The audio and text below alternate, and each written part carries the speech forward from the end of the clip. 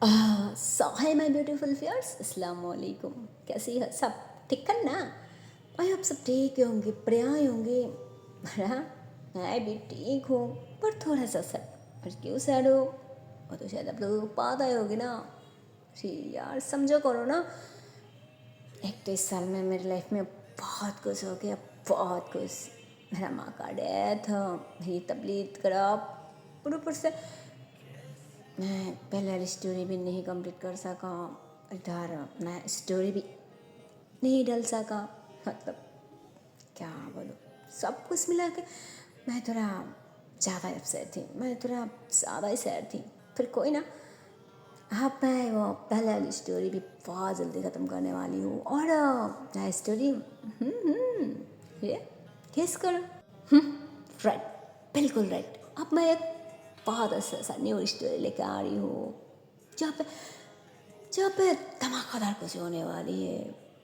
वहाँ पे कुछ खट्टा मीठा प्यार भी होगी, रोमांस भी होगी, सैडनेस, इमोशनल, मतलब सब कुछ घुट घुट के भरा रहेगी।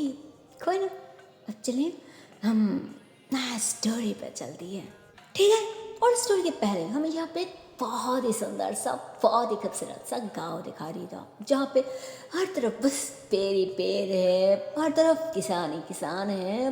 और हर किसान भाई उसमें टाइम नहीं वेस्ट कर रहा था, हर कोई काम कर रहा था, हर कोई एक दूसरे से बात कर रहा था, कोई डिस्कस कर रहा था, और कोई कोई तो ऐसे खुशी के मारे कम के बीच में भी गुनगुनाई जा रही थी। हर तरफ बकरी थी, गाय थी, मतलब काम जो होती है। इधर बहुत सुंदर सा एक नदी भी है, और उस नदी के किनारों पे एक खूबसूरत सी, एक प्यारी सी, एक क्यूट सी लड़की। अरे वही लड़की, हाँ गेस करो। नहीं समझ रहे? अरे कोई ना, आगे जाके जरूर पता चलेगी ना। पैशंस भाई, पैशंस। खैर, यहाँ पे हमें जो बहुत ही सुंदर सा खूबसूरत सी लड़की दिखा दी था ना, उम्र में तो 17 साल की थी, बट उसकी हरकतें, उसके कांड वो देख के तब लोगों को बिल्कुल नहीं लगेगी कि वो 17 साल की लड़की है भाई। अरे हरकत से कांड से तो एकदम से बच्ची थी, बच्ची। पर वो जो करती थी ना, क्या बताओ। कोई ना, बताना तो पड़ेगा ही ना। मतलब मानो ये तो उस लड़की की डेली की रोज़ की काम था। और एक काम था कि यहाँ पे एक बड़ा सा ग्राउंड था, और वहाँ पे कोई भी बच्ची वगैरह खेलना आती थी, बट एक आदमी थी, जो आदमी बस बड़ियों को खेलने परमिशन दे देती, बट कोई भी बच्चियों को या फिर कोई लड़कियों को नॉट अलाउ, किसी को खेलने के लिए परमिशन बिल्कुल नहीं देती। बट उसे तो खेलना था बच्चियों के साथ, इसलिए वो क्या करती, वो धीरे से चुपके से सारी बच्ची वगैरह को लेके एक साइड में आ जाती। और उस आदमी के काम था कि मतलब उनके बहुत सारी बकरी वगैरह था, गाय था, तो उन्होंने सुबह सुबह आके वो ग्राउंड के पास में इसे बांध दी थी ना खिला पिलाने के लिए। तो वो उन्होंने तो बांध के चले जाती, बट हमारी उस प्यारी सी क्यूट सी शरारती लड़की वो सारी बच्चियों को लेके वो हर बकरी वगैरह, हर गाय वगैरह एकदम से छोड़ दी थी, जहाँ पे उस सबकी सब बस हर तरफ भाग पड़ती। कोई कोई तो दूसरे के खेत में भी घुस जाती, जहाँ पे दूसरे किसानों का बाड़ा बढ़ जाती, क्योंकि उनकी फसलों की नुकसान होती। पर उन्हें तो बहुत परेशान होना पड़ता। एक तो हर बकरियों को ऐसे भाग भाग कर ढूंढना, और दूसरों के बातें सुनना, भाई उन्हें तो बहुत ज़्यादा परेशान हो जाती। पर ऐसी होती है ना गांव में, हर किसानों के पास गाय वगैरह होती है, बकरी वगैरह होती है, तो उनके पास भी थी। तो उन्होंने तो भाई सार पकड़ के ऐसे हर किसी के पीछे भागने लग जाती। और उन्हें पता था कि ये कंटेंस ने क्या है कि मैं छोड़ूंगी नहीं, इस बार तो इसके बाप के पास मैं कंप्लेन करूंगी, ताकि इसे इसे इसे इधर आने ही मत दे। हाँ, और अगर एक बार मिल जाए ना फिर देखना, मैं तो मार मार को उसके भर्ता कर दूंगी। मतलब उन्होंने ऐसे ही भाग रही होती और उसे बस ऐसे ही ना गलिया दे रही थी कि पागल लड़की, पता नहीं लड़की कब सुधरेगी। तो उन्होंने बहुत सारी गलिया दे रही थी, और इधर वो और अपने सारे दोस्तों के साथ आराम से खेल रही होती है ना उस ग्राउंड पे, ऐसे क्रिकेट वगैरह। और काफ़ी देर खेलने के बाद कहते, अरे यार अब तो बहुत ज़्यादा भूख लगी है, क्या तुम लोगों ने कुछ खाने को लेके आई हो? तो कहती, अरे पागल है क्या, हम खेलने आए हो, खाना क्यों तो कहती तुम लोग भी ना, अच्छा ठीक है, फिर भूख लगी अब क्या करनी है? तो कहती और क्या करनी है, घर से खाना पड़ेगा ना। तो कहती मैं नहीं घर जाऊँगी, मुझे तो कुछ और ही खानी है। तो दूसरी ने कहती क्या खानी है? तो कान में कुछ बताती तो सबके सब ऐसे कूदने लग जाती कि यस अब ना दी, अरे अब तो ग्रेड हो ग्रेड, और इस मामले में अब से ऊपर कोई हो ही नहीं सकता कसम से। तो वो मतलब अपनी बाल जो थी ना वो दोनों साइड से ऐसे बंधा हुआ था, तो वो दोनों साइड से ऐसे बालों को पकड़ता है ऐसे सारे की अब देखा कि मैं कितनी ज्यादा चालाक हूँ। अरे उस चाची की तो एकदम से बैंड बजा दी, अई बड़ी हमसे पंगा लेने, और क्या कहती है कि मैं पागल हूँ। अब देखो कौन पागल है, अरे कौन ऐसे गधे की तरह अभी बकरियों के पीछे भागती है। क्या अब बोल, अब बल्दी क्यों बंद हो गया? तुम लोग भी तो कभी कभी कह देती हो ना कि मैं सच में गधा हूँ, मेरे दिमाग में कुछ भी नहीं है ना, बोलो बोलती हो ना। जिस पे आप सब में जो भी थी ना वो सबकी सब एकदम से चुप हो जाती कि अब हाँ कभी कभी तो गुस्से में कह देती हो ना, क्योंकि भाई जब घर पे कोई भी आके ऐसे हमारी खिलाफ कंप्लेन करती है ना तो माँ या फिर बापू जी बहुत पिटती है भाई। अरे पीट के तो हड्डी पसली एक कर देती है कि हमने तेरे साथ मिलके से किया वो किया, एक गिराया वो तोड़ा वो चुराया, तो उसकी टंगी तोड़ी, ये फिर उससे पीटा से पीटा, मतलब इतनी कंप्लेन कौन बर्दाश्त करती है। इसलिए वो लोग हम पे हाथ उठाती हैं, इसलिए कभी कभी गुस्से में कह देती हो ना। लेकिन अब हाँ बिल्कुल शांत, क्योंकि आगे से हम कभी भी तेरे खिलाफ कुछ भी नहीं करूँगी। अगर पिटाई पड़ती है ना तो इट्स ओके, अब तो हमें आदत भी पड़ गई, और उसको तो इतनी सारी हरकतें में तो मज़ा भी आती है ना, और उसको तो जो करती है ना इसमें हमें सच में बहुत मज़ा आती है, हम बहुत एंजॉय करती है ना। फिर ऐसे भी गाँव में ऐसा और कोई है भी नहीं है ना तेरी तरह, सबकी सब तो खरोस है, हमारे साथ खेलती भी नहीं है, हर टाइम यही कहती है कि हम बच्ची है, और एक तू है जो हमारे साथ हमेशा खेला करती है, हम तो बहुत खुश हूँ बहुत खुश। अरे अब क्या यहाँ पे और भी बातें करनी है या फिर जिस पे कहते, अरे मैं भी तो यही कह रही हूँ अब बनकर, और जल्दी चल ना, इसके पहले कि उस घर के और कोई घर पे आ जाए उससे पहले हम वहाँ पहुँच जाना चाहिए। अरे हमारी काम भी तो सबकी सब कहते हाँ भाई जल्दी। तो फिर अब सबकी सब एक घर के अंदर ऐसे घुसने लगती, मतलब घर के अंदर नहीं, जो बाहर छोटी सी गेट होती है ना उसके अंदर ऐसे ना दीवार के ऊपर ऐसे झलंग लगा के अंदर घुस जाती। और भाई वहाँ पे हर तरह के पेड़ थे, शायद किसी ने ऐसे लगाया गया था, तो वहाँ अंदर जाती, और वहाँ अंदर जाते 2-4 ने तो एकदम से पेड़ के ऊपर चढ़ जाती और वहाँ से ऐसे ना कुछ फेंकने लग जाती। देखने कहती अरे भाई धीरे से, अरे ऐसे कैसे, धीरे से फेंकना, अगर ऐसे फेंकती है ना तो हम ज़्यादा उठा भी नहीं पाती और सबकी सब पेड़ के नीचे ही रह जाती है। अरे धीरे से, अरे ऊपर मत फेंक, क्या यार कहाँ ना धीरे से, अरे फट जाती है ऊपर से, हमें चोट भी लगती है ना, क्या बोलूँ तुम लोगों को। तो इतने में क्या थी, अरे यार धीरे से कहना, चिल्ला क्यों रहा है, अच्छा ठीक है आराम से दे रही हूँ, हाँ पकड़ ले। तो भाई ये लोग तो ऐसे काफ़ी कुछ चुरा रही थी, बहुत कुछ चुरा रही थी, बहुत कुछ, पर क्या चुरा रही थी हम बाद में बताऊँगी। खैर इतने में ही हल्का सा आवाज़ आती कि कौन है अंदर, क्या आज भी कोई घुसी है क्या? यार ये बच्चियाँ लो भी ना, कोई ना चल के देखती हूँ, अगर आज भी कोई मेरे पचिल के अंदर घुसी है ना तो पकड़ के तो मार के एकदम से भट्टा कर दूंगी।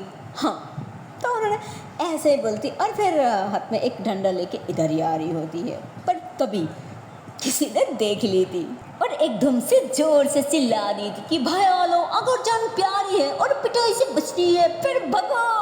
तो यार क्या बोलूं, उसने तो ऐसे बोल के जोर से चिल्ला दी थी और बस अपने हाथों में जितना पकड़ सकती है उतना पकड़ती और बस वो भागना स्टार्ट कर देती। उसके पीछे पीछे नीचे जो रुका हुआ था वो लोग भी भागना स्टार्ट कर देती और भाई अब आती है पेड़ के ऊपर जो दो इंसान थे ना वो दोनों तो डर जाते, बहुत ज़्यादा डर जाते। वो लोग को नीचे देखती पर नीचे कोई भी नहीं था, सबकी सब भाग चुकी थी। तो लोग भी जल्दबाजी में ऐसे उतारने की कोशिश करती, पर जल्दबाजी में उतारने के चक्कर में एक के पैर में चोट भी आ जाती और दूसरी के पैंट भी फट जाती भाई, जिसमें वो दोनों के दोनों फिर भी जल्दबाजी में उतारती और अब तक तो वो आदमी एकदम से पास आ जाती, पर फिर भी पकड़ नहीं सकती भाई। वो दोनों बहुत बहुत चालाक थी, ऐसे उन्हें उल्लू बना के दोनों के दोनों एक साइड से ऐसे वहाँ से गुजार जाती और ऐसे उन दोनों उन सबके पास जाते ही तो दोनों बहुत ज़्यादा गुस्सा करती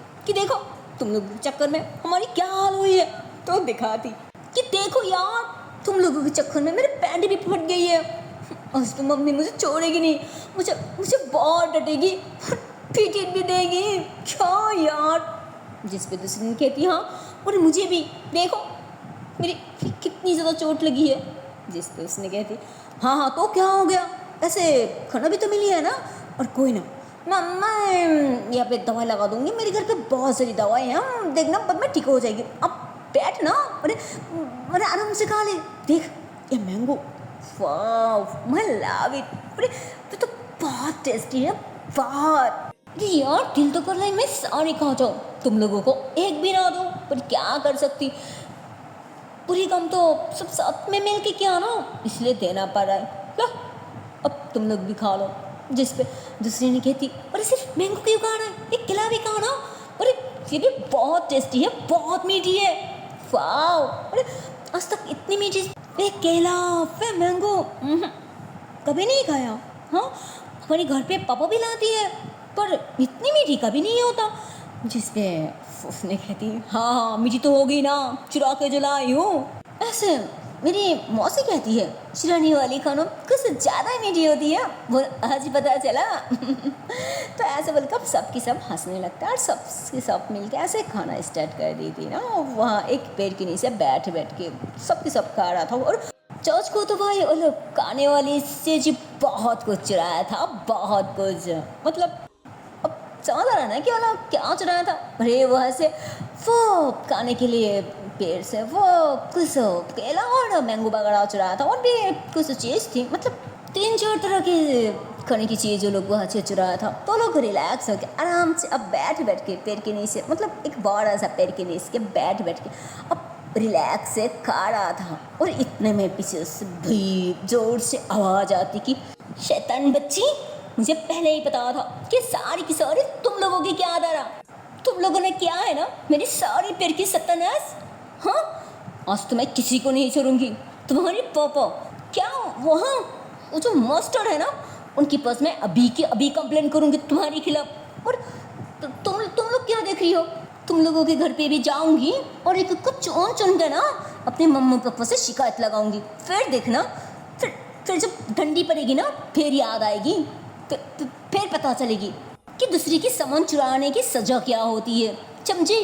जिसमें सबकी सब एकदम से खड़ी होती और एकदम से भली सी बन के उनके सामने आ जाती, जिस पे उन्हें लगती कि भाई अब तो लगता है इन लोगों की बात समझ में आ गई है और वो लोग मुझसे माफ़ी मांगने के लिए आ रहा है। तो उन्होंने तो ऐसे ही सोचती, बट उनकी सोच गलत थी और सबकी सब सामने आती और ऐसे उंगलियां उठा के ना कहती घंटा करेगी, तो ऐसे बोलती और बस सबकी सब फिर से भगना स्टार्ट कर दी थी। उन्हें बहुत ज़्यादा गुस्सा हो जाती कि बच्चियानों ने तो पूरी गाँव सर पे उठा रखा, रोज एक न एक कंट करिए देती है, आज मेरी दूसरी उसकी तीसरी उसकी, कोई भी सुकून से नहीं है, हर किसी की बैंड बजाते रहती है।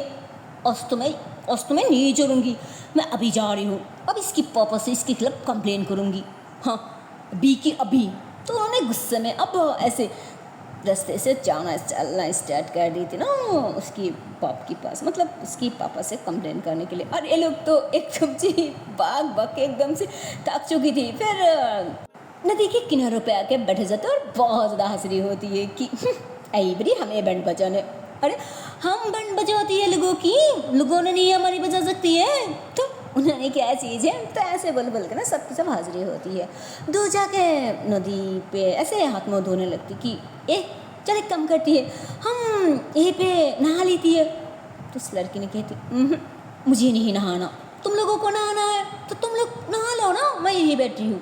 तो एक ने कहती अरे भाई हम हर काम सब में करती हूँ ना, तो फेक वो साथ में नहीं कर सकती, तू क्यों नहीं नहा सकती है?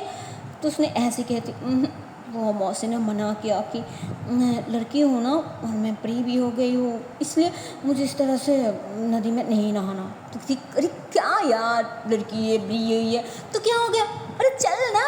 तो एक ने एकदम से ना धकेल दी थी नदी में, तो कूद जाती, मतलब नदी में गिर जाती। फिर उसे नहाना ही पड़ता। फिर सबकी सब ऐसे मस्ती करते हुए नदी में नहा लेती। फिर सबकी सब ऐसे घर की तरफ चले जाती और वो भी अपनी घर की तरफ ही जा रही होती है। पर भाई एक तो लड़की थी और उसने चश्मे एकदम से छुटी नहीं थी, वो बहुत बुरी थी ना, वो 17-18 साल की थी। तो वो ऐसे रास्ते में चल रही होती है ना, और उसकी पूरी कपड़े तो एकदम से भिगा पड़ा था और सब कुछ एकदम से देख रहा था। तो कोई को तो ऐसे गंदी नज़र से उसे दिखने लग जाती, वो ऐसे अपने हाथों से कवर करती और एकदम से भाग के घर के अंदर घुस जाती। पर जैसे उसकी मौसी उसे देखती है ना भाई, उसे तो एकदम से बेलन से पिटना स्टार्ट कर देती कि मैंने तुझे कहा था ना कि तू बड़ी हो गई है, नदी में नहीं नहाना, तो ऐसे कैसे नहा सकती है? हाँ पागल है क्या?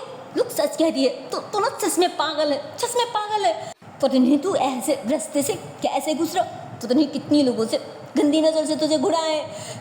यार बेटा तू बड़ी हो गई है, तू बच्ची नहीं रही, तो खुद की अच्छी बुराई क्यों नहीं समझती है? हाँ बोल। तो उन्होंने ऐसे डांट भी लगा रही थी, पीट भी रही थी और साथ साथ प्यार भी जता रही थी। उन्होंने भाग के जाती और एक ताल लाती और उसके बालों को ऐसे ना पूछने लग जाती कि कितनी दफ़ा बोला बच्चियों के साथ मत घुमा कर, पर मेरी एक भी नहीं सुनती। एक कानों से सुनती है तो दूसरी कानों से निकाल देती है। अब भैया जी आ जाए ना फिर दिखना, मैं भी तेरे खिलाफ बहुत सुनाऊंगी, बहुत। तो इतने में वो एकदम से रो देती, मतलब बच्ची की तरह रोने लग जाती कि आपने मुझे डांटा, आपने मुझे बहुत डांटा, आपने मुझे पीटा, मैं खाना नहीं खाऊंगी और मैं भी पापा से शिकायत करूंगी कि आपने मुझे डांटा। जिस पे उन्होंने एकदम से हंस दी थी कि मेरे बच्चे और मेरे खिलाफ शिकायत करेगी, पर क्या शिकायत करूँगी? मैंने क्या किया? पर तुमने तो बहुत कुछ किया, बताओ कि तुमने क्या क्या किया? बोलो। जिसको एकदम एक लफ्ज़ भी नहीं, वो एकदम सीधा होकर खड़ी हो जाती थी। आई बड़ी मेरी खिलाफ कंप्लेन करने। लो अंदर जाओ और ड्रेस पहले अच्छे से चेंज कर लो, समझी ना, वहीं तो ठंड लग जाएगी। तो कहती चेंज कर लो, ठंड लग जाएगी। अरे लगना है तो लगने दो ना, किसी को क्या? तो उसकी मौसी कहती क्या हुआ बेटा, कुछ कहाँ किया? तो कहते नहीं कुछ नहीं कहा, मुझे क्या कहना। तो ऐसे बोलती और बस अंदर चले जाती। उसकी मौसी हंस देती, कहती चश्मे बच्ची है, और वो सीधा अंदर जाती, अपनी ड्रेस वगैरह चेंज करती। और फिर उसने क्या करती, मतलब उसने जो भीगा हुआ कपड़े उतारती ना, वो वॉशरूम में भी नहीं छोड़ती और बाहर नहीं, मतलब अपनी मौसी को भी नहीं कहती, और बस वहीं पे छोड़ देती और बस बेड पे लेट जाती। वो खाना भी नहीं करती क्योंकि उसके पेट फुल था, वो बाहर से बहुत कुछ खा पी के आई थी ना, इसलिए वो एकदम से बेड पे लेट जाती। थोड़ी देर बाद उसकी मौसी आती कि बेटा क्या हुआ, तुझे खाना नहीं खाना है क्या? अरे बेटा, तो उन्होंने ऐसे उसे बुलाते हुए अंदर आती, पर जैसे अंदर आती ना तो देखती कि यार इस सारे भिगा हुआ कपड़ा ऐसे क्यों फेंक रखा, अगर मैं ही ना होती तो पता नहीं इन दोनों बाप बेटियों को कौन संभलती। तो उसकी माँ से ऐसे बोलती और फिर सारे कपड़े वगैरह उठाती और वॉशरूम में जाके ऐसे साफ वगैरह करके वो बाहर लेके चले जाती। और सांस को तो वो लोग ज़्यादा अमीर भी नहीं थी, ये लोग बहुत ही गरीब थी, बहुत ज़्यादा। उसके पापा सिर्फ वो गांव के जो छोटी सी स्कूल होती है ना, वहाँ की मास्टर थी, और जो औरत थी ये उसकी मौसी थी।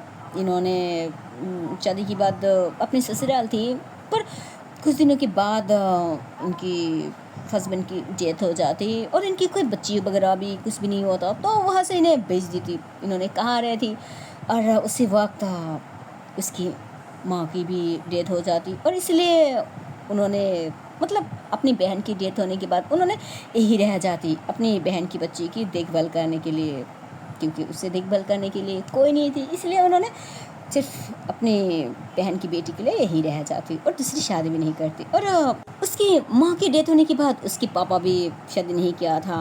और ये जो दोनों थी ना, ऐसा नहीं था कि इसकी भी पति नहीं है, उनकी भी बीवी नहीं है, फिर इन दोनों की भी कुछ हो जाए, ऐसा वैसा कुछ नहीं था। ये दोनों के दोनों एकदम रियल भाई बहन की तरह रिश्ता रखा था। वो दोनों बहुत अच्छी थी, दोनों की दोनों एक दूसरे की ध्यान भी रखती थी। मतलब कहा ना, ये दोनों सच में असली भाई बहन की तरह एक दूसरे की ख्याल रखा करती थी। इन दोनों के बीच असली भाई बहन की तरह रिश्ता था, ऐसा वैसा गलत कुछ भी नहीं था। खैर, यहाँ अब हम ध्यान देती है शहर की तरफ। यहाँ पे पहले हमें दिखाया जाता कि एक बहुत बड़ा कॉलेज है और वहाँ पे कुछ स्टूडेंट वगैरह बैठ के ऐसे बातें वगैरह कर रहा था। पर तभी वहाँ पे दो आदमी आ जाती और उन्होंने आते ही ना उस स्टूडेंट सारी को वैसे कुछ ऑफर करती, वो लोग मना करती, पर वो लोग फ्री में दे रहा था कि अगर पहले फ्री में दे दो, पहले उन लोगों की आदत लग जाए, फिर तो कहाँ से भी पैसा मैनेज करके पक्का ये खरीद लेगी। उन लोगों की ऐसे ही प्लान था, ऐसे ही इरादा था। तो लोग ऐसे ही फ्री में सब कुछ दे रहा था ना, ऐसे ही पैसा भी नहीं ले रहा था, ऐसे ही दे रहा था। तो लोग मना करते, पर फिर भी ज़बरदस्ती देती कि अरे भाई ले ना, पहले थोड़ा ट्राई तो कर ले, अगर अच्छा नहीं लगी फिर बाद में ना कर देना, पर अब तो ले ले प्लीज़ यार, अरे ले ना। तो ज़बरदस्ती देने लगती। पर भाई तो भी यहाँ पे एक हीरो जैसा इंसान की एंट्री होती, फिर वो तो आते ही हर स्टूडेंट के हाथों से वो खींच ली थी कि ये क्या है। मैंने पूछा ये क्या है, तो जो स्टूडेंट थी ना वहाँ से कहती पता नहीं वे क्या है, पर ये लोग हमें ज़बरदस्ती दे रहा है, कह रहा है कि ट्राई कर लो अच्छा लगेगी, फिर हमें नहीं पता। तो कहती अच्छा ले रही हो, पर फिर भी नहीं पता।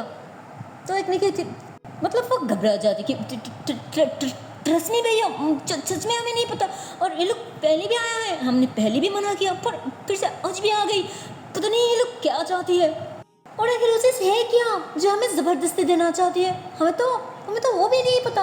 जिस पे वो कहते हे यार, अब तक तो किसी के नाम भी एक्सप्लेन नहीं किया, चलो कह देती हूँ।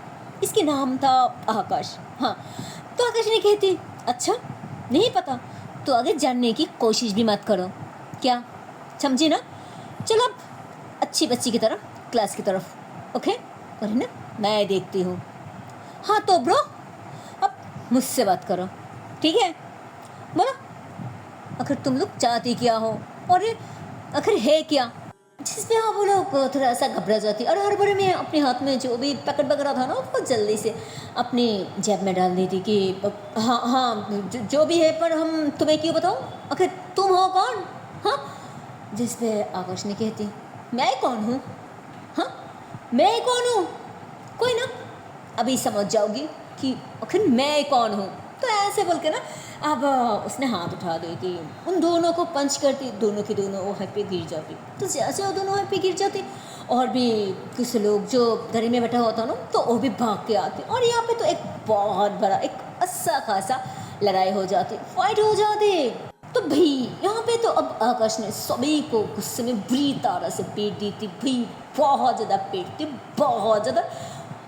और सच को तो अभी भी वो पिटी जा रही थी कि तुम लोगों को हिम्मत कैसे हुई हमारे कॉलेज में आके हमारे स्टूडेंट को बुरी आदत डालने की। इन लोगों के अच्छा भविष्य खूबसूरत से ज़िंदगी से निकाल के अब गंदा ज़िंदगी में डालना चाहती हो। हाँ, इन लोगों की ज़िंदगी बर्बाद करना चाहती हो, पर मैं ऐसा नहीं होने दूंगी। मैं तुम लोगों को नहीं छोड़ूंगी। एक तो खुद की ज़िंदगी बर्बाद कर दी, और भाई इन लोगों की ज़िंदगी बर्बाद कर रहे हैं। हाँ, मैं किसी को नहीं छोड़ूंगी, किसी को नहीं। तो ऐसे बोल बोल कर चिल्लाते हुए तो सभी को बहुत ज़्यादा पिटी होती है, बहुत ज़्यादा। और भाई हमेशा होती है, मतलब जब आकाश ने सभी को बुरी तरह से पीट दी, अच्छा खासा धुलाई कर दी, और उसके बाद हमेशा की तरह आ जाती है पुलिस वालों। और पुलिस वालों आके क्या करती है पता है, उन लोगों ने तो किसी से कुछ भी नहीं सुनती, कुछ भी नहीं, बस आते ही आकाश के हाथ में वो हथकड़ी पहना दी थी, जहाँ पे आकाश एकदम से शॉक कि मैंने कुछ गलती भी नहीं किया, और ये लोग मुझे पकड़ रहा है। ऑफिसर मेरी बात तो सुनिए। तो उन्होंने बस यही कहती कि हमें कुछ भी सुनने की कोई ज़रूरत नहीं है, जो हो रहा है वो हमारी आंखों के सामने हो रहा है, हम देख रही हूँ ना कि सभी को तुमने पीटा, तो हमें पकड़ना किसके है? लेके चलो। तो लोग जाने लगती है, पर सभी ने ऐसे चिल्लाने लगती कि अरे क्या करिए ऑफिसर, हमारी बात तो सुनिए। अब जो देख रहा है वो सही नहीं है। अरे ये लोग अच्छे इंसान नहीं है, ये लोग बहुत घटिया इंसान है। ये लोग, अरे हमारी बात तो सुनिए। पर ऑफिसर ने एक भी नहीं सुनती। उन्होंने एक कांस्टेबल को इशारा करती कि सबको हॉस्पिटल भेजो, और फिर उसे कार में बैठाती और बस पुलिस स्टेशन लेके चले जाती। अरे क्या बोलो, उसे तो पकड़ने की 2 मिनट के अंदर ही अंदर उसके घर वालों को पता चल जाती। और जांच को तो उसके घर वालों से ज़्यादा कोई भी नहीं था, सिर्फ उसकी मॉम थी, तो उन्हें पता चल जाती। उन्होंने तो ये बस सुनने के साथ साथ सारी मीटिंग वगैरह कैंसिल करके एकदम से भाग पड़ती, कार में बैठती और एक वकील को कॉल लगाती। और उस वकील ने तो उनकी पर्सनल से पहले पुलिस स्टेशन पहुँच जाती, और उन्होंने पुलिस स्टेशन आते ही सारी काम वगैरह कंप्लीट कर लिया था। और जहाँ पे उसे सिग्नेचर वगैरह करना पड़ती है वो सब कुछ। तो उस ऑफिसर ने तो एकदम से हैरान हो जाती। उन्होंने टाइम देखती कि अरे अब तक 5 मिनट भी नहीं हुई, पर इतने में इतना कुछ। तो उस वकील ने थोड़ा सा हंस दी, मुस्कुरा दी थी कि आपको पता भी है कि आकाश किसकी बेटा है? तो उन्होंने कहती नहीं, मुझे कैसे पता होगी? और अगर इतने अमीर घर की बेटा है, फिर वह कॉलेज में लड़ाई झगड़ा मारपीट क्यों कर रही थी? पता है उन लोगों को कितनी ज़्यादा पीटा? तो ऐसा वकील ने कहती फुजुल में कभी लड़ाई झगड़ा नहीं करती, शायद आपने इंक्वायरी अब तक नहीं किया। अगर आप अच्छे से इंक्वायरी करती, पूछताछ करती, तो आपको खुद ही पता चल जाती कि आकाश कैसी लड़का है। वो समाज से कचरा उठा के फेंक दी थी, न कि समाज को गंदा करती। ठीक है ना? अब फुजुल में टाइम वेस्ट मत कीजिए, हमें लेट हो रहा है, छोड़ दीजिए उसे। तो उस ऑफिसर ने कहती हाँ ठीक है, छोड़ी हूँ, अभी छोड़ती हूँ, फिर उसे लेके आओ। तो उस वकील ने कहती इज्जत से। तो उन्होंने एकदम से चुप हो जाती। आकाश बाहर आती और उस वकील ने उसे कहती तुम ठीक हो ना बेटा? तो ऐसे हमेशा रहती कि मैं ठीक हूँ। मामा ये क्या? तो कहती हाँ आई है, पर अब तक कार में बैठी है। तो कहती यार थोड़ा सामान लेना। तो उन्होंने कहते ओके चलो। फिर वो लोग बाहर आते और उसके मॉम भाई साहब, उन्होंने तो कार में बैठा हुआ था, उन्होंने गुस्से में अपने बेटे को एक लोग दी थी और इशारा करती कि कार में बैठो। तो बस जो पुलिस ऑफिसर था ना, उन्होंने ओवन डोर से देख रही थी, तो उन्हें थोड़ा याद आती कि ओह माय गॉड, इनकी बेटा, श्योर शिट, उसे पहले पूछताछ कर लेना चाहिए था, उसके बारे में पता करना था। तो मैंने क्या किया? इन्होंने इतनी बड़ी बिजनेस वूमन है, ऊपर से समाज के लिए भी कितनी सारी काम करती है, कितना बड़ा नाम है इनकी, और मैंने गलती से क्या कर दी, शिट। तो उन्होंने अब खुद ही खुद को ऐसे उसने लग जाती। इधर आकाश की मॉम उस वकील को इशारा करती कि अब तुम्हारी काम ख़त्म हुई ना, तुम जाओ। तो उन्हें कहती फिर मैं इसकी कोई, तो कहती मैंने कहा ना तुम जाओ, और इसकी तरफदारी मत करो, ओके ना? फिर चलो। तो उन्होंने ऐसे बोल के ड्राइवर को इशारा करती और वहाँ से फ़ौरन निकल जाती, जिस पे अब आकाश ने और पकड़ लेती कि यार अब तुम्हारी क्या नहीं है। इधर उस वकील ने भी चले जाते।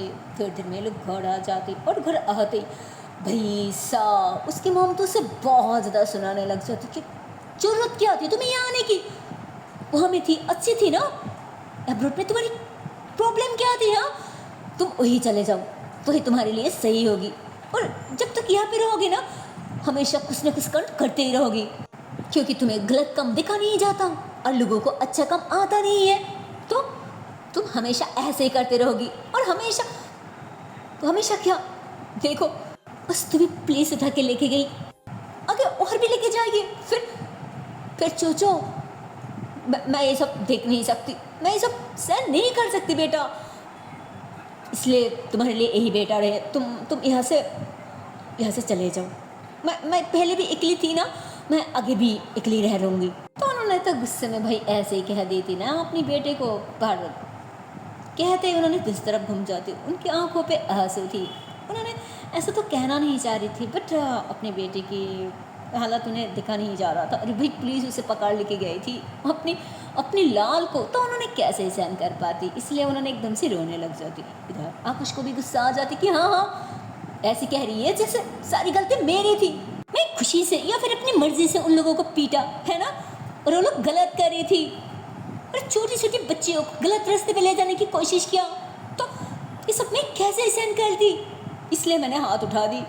पर उस पुलिस ने तो मेरी बात सुनी ही नहीं, तो इसमें मेरी क्या गलती थी। हाँ ठीक है, मैं चले जाऊंगी, मैं चले जाऊंगी, मैं भी वहाँ अकेली रह लूँगी, आखिर मेरी है ही कौन जो मैं उसके साथ रहूँ, मेरी कोई नहीं है ना, मेरी तो कोई नहीं है। ठीक है, अब यही चाहती हो ना कि मैं यहाँ से चले जाऊँ, तो इट्स ओके फाइन, मैं चले जाऊंगी, मैं कल की काली चले जाऊंगी, अब खुश। तो वो भी अब गुस्से से ऐसे बोल के रोते हुए ऊपर की तरफ जाने लगती। फिर इतने में ही उन्होंने पीछे मुड़ी कि आकाश आकाश रुको, तो आकाश एकदम से रुक जाती। उसकी माँ ऊपर आती, उसकी फेस को हाथ में लेती कि बेटा बेटा मैं ऐसा नहीं चाहती हूँ, तुझे पता है कि मैं तुझे यहाँ पे क्यों लेके आई हूँ, इधर अरे इधर आ। तो उन्होंने ऐसे बोल के हाथ पकड़ती और उसे खींच के लेके ऐसे ना छुपे पे बैठा देती कि बैठ जा, तो वो भी बैठ जाती कि अब प्यार जताने की कोई ज़रूरत नहीं है, मुझे नहीं चाहिए किसी की प्यार। अरे बेटा मेरी प्यार तो छोड़, अब ये देख इसके बारे में सोच और इसे प्यार कर। तो वो नज़र डालती हाथ में लेती और सेट पे रख देती। क्या मॉम, अच्छा ये कौन है? तो उन्होंने कहती अरे ये तेरी पापा की फ्रेंड की बेटी है, इसका नाम है Saira. Oh my God Saira, क्या वॉइस आप लोग गेस कर सकती है कि ये सायरा कौन हो सकती है? वही तो सीक्रेट है जी यार, गेस करो ना कि ये सायरा कौन है। कोई ना जी मुझे बताना पड़ेगा, पर अभी नहीं, मैं बाद में बता दूंगी। और फिर उसकी माँ ऐसे कहती मैं चाहती हूँ कि अब तुम इसे शादी कर लो। ऐसे शादी तो बचपन में तुम दोनों की तय हो चुकी है, पर होने की बात ना हम गाँव गए हैं और ना ही वो लोग यहाँ पे आए हैं, और पता नहीं अब तक सायरा देखने में कैसी हुई है। उसकी पापा ने फोटो तो भेजी है, इसमें तो बहुत सुंदर लग रहा है, पर अब सामने जाके देखनी है ना। तुम क्या कहती हो? मैं तो चाहती हूँ कि जितनी जल्दी हो सके तुम्हारी शादी करा दूँ, और फिर तुम बिजनेस संभालो ना। मुझसे नहीं अब हो रहा है बेटा, मेरी उम्र हुई है, अब तो सब कुछ तुम्हें हैंडल करना पड़ेगा। जिसको कहती क्या माँ, मुझे बिजनेस में कोई इंटरेस्ट नहीं है और मैं नहीं चाहती बिजनेस संभालना, आप हो ना, आप संभालो ना। ऐसे मेरी उम्र ही कितनी हुई जो मैं बिजनेस संभालूं? अरे अभी जो मेरी उम्र है ना, इस उम्र में हमें बस मस्ती करनी है, घूमना फिरना है, तो फिर हाँ बिना मुझे बिजनेस अभी नहीं संभालना प्लीज़। तो उन्होंने कही थी अच्छा बाबा ठीक है, बस और कुछ ही दिन, पर शादी वो तो तुम कर ही सकती हो ना, प्लीज़ अभी के लिए शादी कर लो। जिसको ये बात भी इनकार कर दी थी कि नहीं माँ अभी नहीं, पर माँ प्लीज़ अभी मुझे कुछ दिन घूमनी फिरनी है, इंजॉय करनी है, बाकी बाद में, अरे मैं अभी तो आई हूँ ना, प्लीज़ प्लीज़। तो उसकी माँ कहती तुम ना कभी नहीं सुधरोगी, मैंने तो बस शादी करने की कहा, पर ये बात भी तो उन्होंने ऐसे समझा ही रही थी। पर इतने में उनकी फ़ोन पे कॉल आ जाती, उन्होंने कॉल अटेंड करती और सेट पे चले जाती। तो वो कुछ क्या करती, वो धीरे से उस फोटो को हाथ में लेती और बस ऊपर चले जाती। और इसलिए उसने उस फोटो को उठाया था क्योंकि वो फोटो में जो लड़की थी ना भाई, हमारे सायरा, वो कुछ को बहुत पसंद आ चुकी थी बहुत, पर उसने अपनी माँ के सामने शो नहीं कर दी। और उसकी माँ ऐसे बात करते हुए पीछे मुड़ती तो आकाश वहाँ नहीं थी। तो फिर उन्होंने भी वैसे ऑफिस से कॉल आया था, शायद इम्पोर्टेंट कॉल था, इसलिए उन्होंने भी यार बात नहीं करती और नहीं अंदर जाती, उन्होंने बस ऑफिस चले जाती।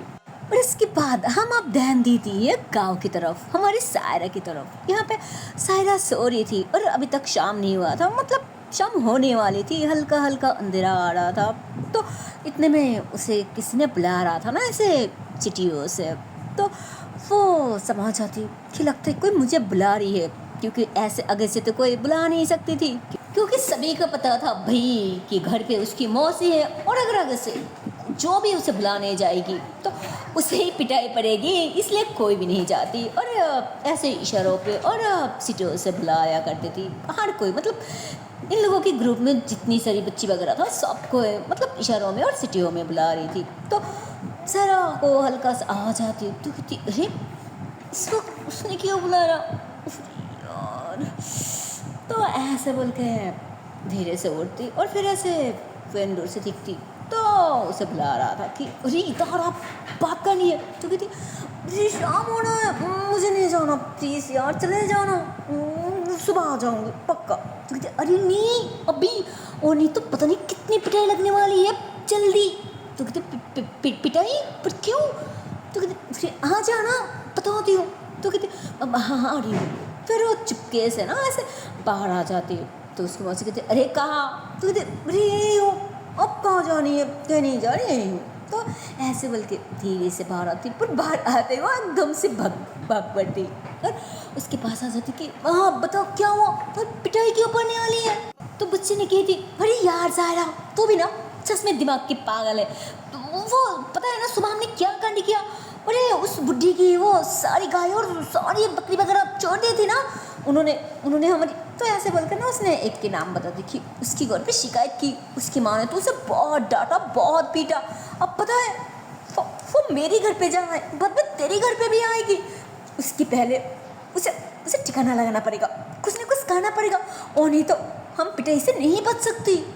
तब सहारा ने ऐसे दिमाग लगा दी कि और इस पर पापा के पास कोई शिकायत आया ना फिर तो मुझे घर से निकालना भी मुश्किल हो जाएगी, पापा ने मुझे बाहर भी निकलने नहीं देगी। हाँ वो मेरे घर पे आ जाए इससे पहले उसे कुछ ना कुछ करना ही पड़ेगा। तो अभी कहती हाँ अब कुछ ना कुछ खाना पड़ेगा अभी। तो कहती क्या अभी। तो कहती हाँ अभी मैंने देख के आई हूँ, उन्होंने इधर ही आ रहा है। तो सर कहती क्या अभी। तो कहती हाँ अभी। तो कहती अच्छा ठीक है मैं अभी आती हूँ। तो ऐसे बोल के ना वो चुपके से अंदर जाती और अंदर जाके ना वो एक छोटी सी बल्टी जो होती है ना वो उठाती और वो भाग के बाहर लेके आती। तो वो कहती अरे इससे क्या होगा। तो कहती पागल है क्या, जो होगी इससे होगी, ले पकड़। तो ऐसे बोल के उसके हाथ में वो बल्टी थमा देती और फिर इधर उधर ढूंढने लगती। तो बस में वो गाय बंधा हुआ था ना, तो इशारा करती कि जा वहाँ से कबर उठा के ले आ। तो कहती क्या कुछ और नहीं बस कबर। तो कहती जो कह रही हूँ वो करना जा। तो वहाँ से थोड़ा सा ऐसे गबर उठा के लेके आती और उसमें पानी मिला के ना ऐसे गूंद रही होती है और फिर कहती अब चल। तो कहती कहाँ। तो कहती अरे वही जहाँ से उस टकले आने वाली है हमारी घर पे कंप्लेंट करने, हमें बस वही जानी है। और वहाँ पे हाँ जो पेड़ है ना उसमें तुझे चढ़ना पड़ेगा, वो इस पर मैं नहीं। तो कहती नहीं मैं पहले भी चढ़ा था ना, मुझे कितनी ज़्यादा चोट लगी है, इस बार मैं नहीं, इस पर तुझे चढ़ना पड़ेगा। तो कहती हाँ ठीक है, ऐसे मुझे पेड़ में चढ़ने से कोई दिक्कत नहीं है, तुझे पता है ना उसमें मैं कितने स्मार्ट हूँ।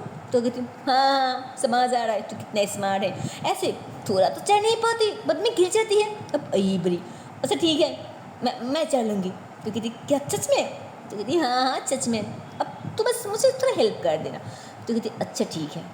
उसके बाद दोनों की दोनों उस पेड़ के नीचे आ जाती। फिर वो मतलब गाँव के बच्चे वगैरह था ना तो बहुत स्मार्ट था, वो फटक से ऊपर चढ़ जाती। अब बारी आती है उस पलटी को ऊपर भेजना। तो इस बार सायरा ने क्या करती, बस में जो गाय बंधा हुआ था ना उस गाय को एकदम से छोड़ दी थी और वहाँ से जो रस्सी मिलती है ना उसकी मदद से भाई सायरा ने उस बाल्टी को ऊपर भेज दी। तो कहती अरे रस्सी कहाँ मिली।